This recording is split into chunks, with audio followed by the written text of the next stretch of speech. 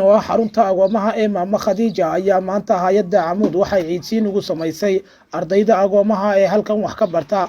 Hay'adda ayaana ciidkii labaad si xiriir ah u ciidsiinaysa agoomaha wax ka barta xaruntan. Munaasabadda lagu ciidsiinayay carruurta agoomaha ayaa waxaa goobjoog ah maamulka markiiska Maama Khadija, culimada degmada Dhahar, waxgaradka iyo waalidka agoomaha. Dhammaantood waxay si wadajir ah ugu mahadceliyeen hay'adda khayriga ee Amuud sida ay farxadda ula wadaagtay ciyaalka agoonta. dhanka kale mas'uuliyiintii joogay munaasabaddan ayaa fariin u diray qaybaha kala duwan ee bulshada inay mar walba ka qayb qaataan farxadda agoomaha maadaama agoomaha ku nool degmada Dhahar aysan ahayn intan oo kaliya. waxaan joognaa maanta markiiskii Maama Khadija degmada Dhahar. waxaan ku xidhiidhinaynaa agoontii ku xiriirsaneyd xaruntaas oo ay tiradoodu tahay 50 arday. ardaydaas oo u kala qaybsan 28 wiil iyo 22 gabdhood. markiiska waxaa la furay 2023 bishii 9aad. haddana wuxuu marayaa sanadkii labaad buu ku jiraa. ardaydaas waxay isugu jirtaa 2 fasal oo kaliya. fasal waa tamhiidiga oo waa bilow, fasalna waa quraan kaliya buu dhigtaa. waxayna waxbarashadu u maraysaa meel fiican. haddana waxay ku jiraan ciidii udxiyada bay ardaydaas ugu jirtaa.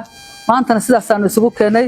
waxaan halka ku ciidsiinaysaa markii horena ciidsiisay Ciid al-Fitrigii, tanna maanta ciidsiinaysa hay'adda Amuud Foundation oo soo gaarsiisay carruurta ciidkoodii. baan rabnaa maanta inaanu halka ku bixino. waxa kale oo jirta xalwa Kismaayo oo khayr Allah sayiduna nagala qayb qaadata xagga macmacaanka. marka intaasaan insha Allah ku soo koobaynaa. wax ciidkaasaan maanta guddoonsiinaynaa ardaydaas 50 arday ah oo Amuud Foundation ciidsiinayso. ciidkiina waa kaas oo halka u yaala. arday walbana waxa lagu ciidsiinayaa lacag gaaraysa $25. lacag gaaraysa $25 ba arday walba lagu ciidsiinayaa.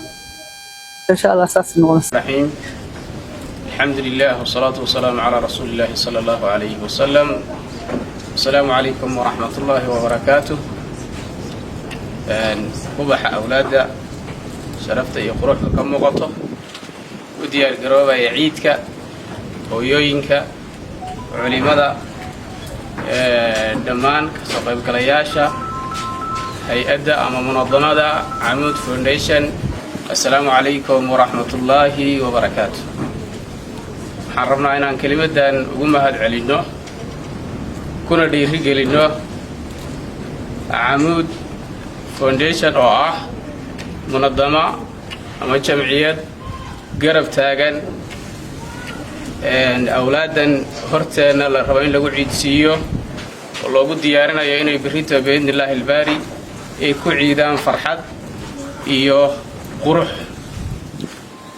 iyagoo horay u ciidsiiyay oo horeyna u ciidsiin jiray aad iyo aadna uga qayb qaadan jiray taageeradooda tahay ciidsiinta iyo waxyaabaha kale ee asaasiga u ah.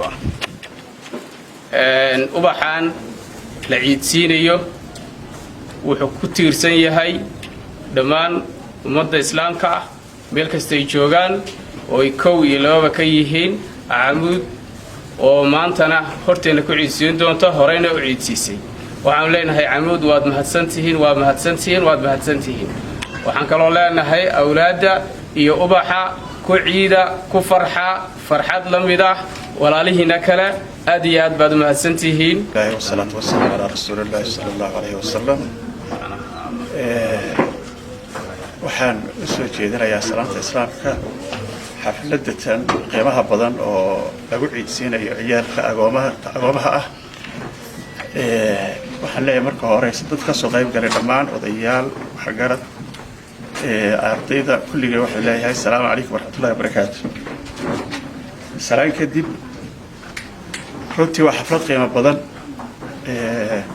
carruurihii agooma ahaa oo halkan lagu ciidsiinayo oo ay ciidsiinayso hay'adda Amuud Foundation. sida la sheegay hadda ka horna ay ciidsan jirtay.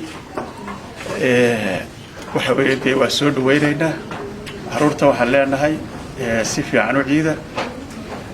hay'adda waxaan leenahay ilaahay miisaanka xasanaadka ha idin saaro.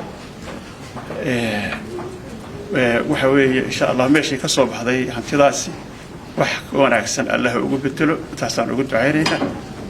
waxaan leenahay caruuraha magaalada Dhahar agoomaha intan ma aha way ka badan yihiin laakiin maanta intan baa nasiib u heshay iyo maalmihii kaleba waxaan leenahay insha Allah hal la helo idinku wixii aad bixin jirteen u soo kordhiye hal la helo cid kale oo insha Allah iyaduna ku soo qayb gasho oo agoomaha inta waa ka badan yihiin waxaan jeclaan lahay in maaragtay la wada daryeelo dadka xaq baa ka wada saaran mar kale waxaan leeyahay hay'adda khayr Allah siiyo رب العالمين ثم الصلاة والسلام على نبينا محمد وعلى آله وصحبه أجمعين waxaan maanta joognaa markaska maama Khadiija ee agoonta degmada Dhahar Sanaag oo lagu ciidsiinayo agoonta xarunta ama markaskaas dhigata waxaana ciidsiinaysaa hay'adda Amuud Foundation ciidsiintii labaad oo Ciidul Arafa ay maanta ciidsiinayaan Ilaahay subhanahu wa ta'ala waxa weeyaan ka abaalmariyo agoontaas ay daryeelka iyo ciidsiinta u fidinayaan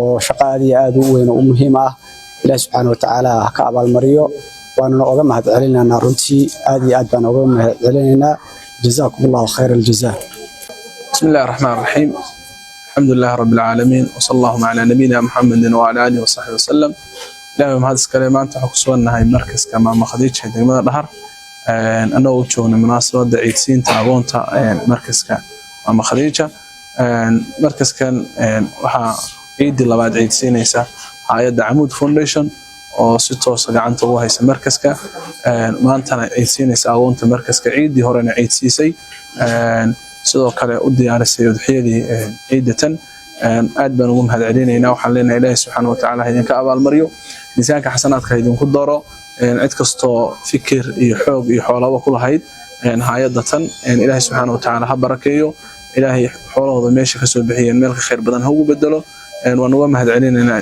waxaan leenahay jazakumullahu khayran ahsan Allah ilaykum wa barakallahu fiikum anagoo ah agoonta dhigata markiiska maama Khadiija agoonta Dhahar waxaan ciisisay Amuud waxaan mahad celinaynaa Amuud Foundation anagoo ah agoonta markiiska maama Khadiija waxaan ciisisay Amuudkan بسم الله الرحمن الرحيم